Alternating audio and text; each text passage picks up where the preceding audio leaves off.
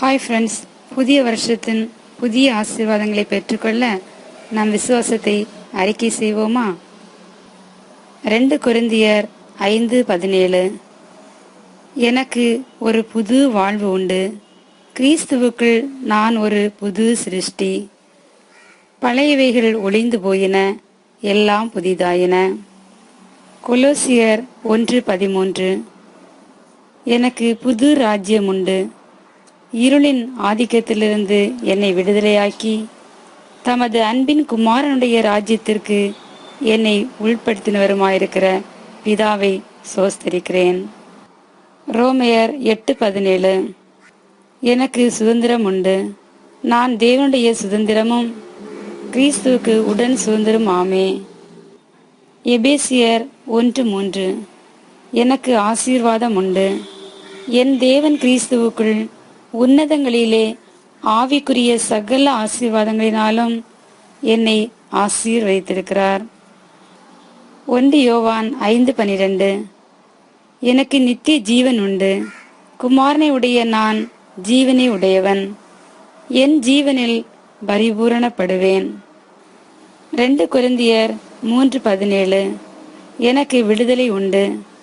கர்த்தரே ஆவியானவர். கர்த்தருடைய ஆவி எனக்குள் இருக்கிறபடியினால் எனக்கு விடுதலை உண்டு. ரோமையர் 5:5. எனக்கு அன்பு உண்டு.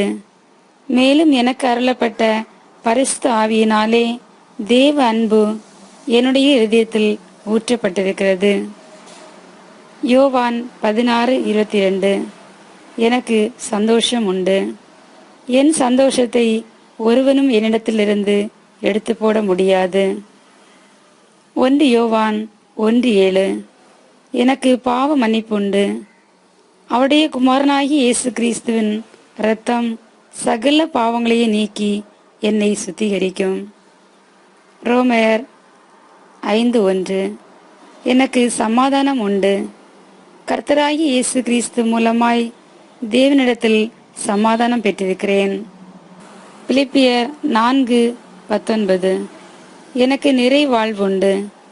என் தேவன் தம்முடைய ஐசுவத்தின்படி என் குறைகளை எல்லாம் கிறிஸ்து இயேசுவுக்குள் மகிமையிலே நிறைவாக்குவார். 1 யோவான் 14:2. எனக்கு எதிர்காலம் உண்டு. என் தேவனாகிய கர்த்தருடைய வீட்டில் அநேக வாசஸ்தலங்கள் உண்டு. என் இரட்சகராகிய இயேசு ஒரு ஸ்தலத்தை எனக்காக ஆயத்தம் பண்ண போயிருக்கிறார். அப்போஸ்தலர் 1:8. எனக்கு பலன் உண்டு. நான் பரிசுத்த ஆவியினால் பலனடைந்து கர்த்தருக்காக சாட்சியுள்ளவனாய் இருப்பேன். யோவான் 13:34. என்னில் அன்பு உண்டு. கிறிஸ்து என்னில் அன்பாய் இருக்கிறது போல அப்படியே நானும் மற்றவரிலே அன்பு செலுத்துவேன். 1 கொரிந்தியர் 1:31.